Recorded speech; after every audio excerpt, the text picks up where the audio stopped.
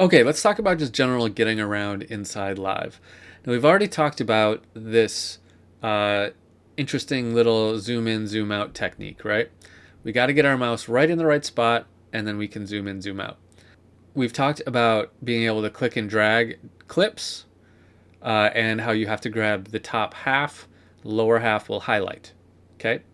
Do multiple things by clicking something and then shift clicking to highlight everything in between, and that can go between tracks. So I just hold down shift and click, and then I can copy, paste, or whatever.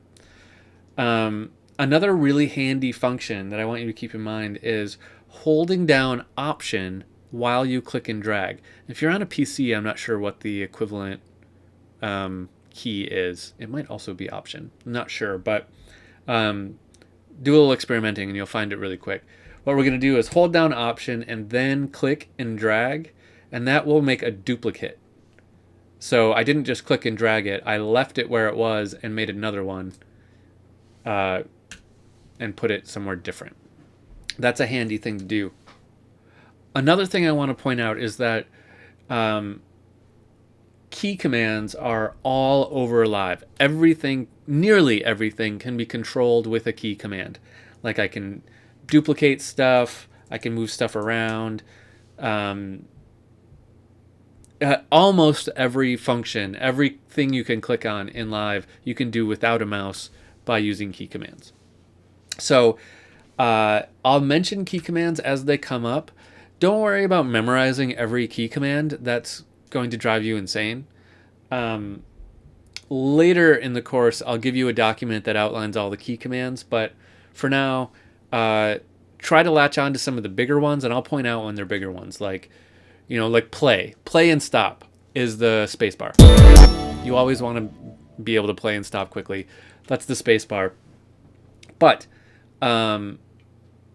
for as you work more with Live and you're producing big tracks and you want to work efficiently, key commands will help you work more efficiently. So it's important to be able to navigate through Live with some of these key commands. So we will talk about them as they come up.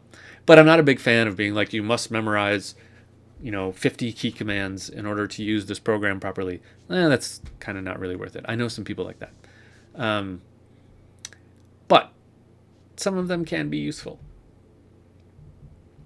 One last thing I want to point out here is that when we're looking at MIDI information, and this is true in a waveform also, the same zoom function appears, right? So if we want to zoom in or out, we can do it by clicking right up here on the timeline and pulling down or up and sliding left or right.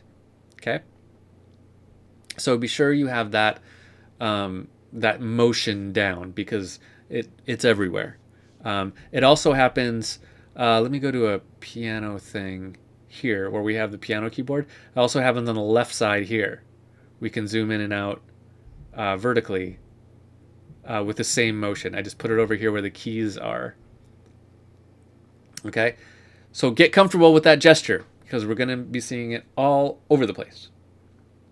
Okay, now let's focus on some navigation stuff specific to the arrangement view window.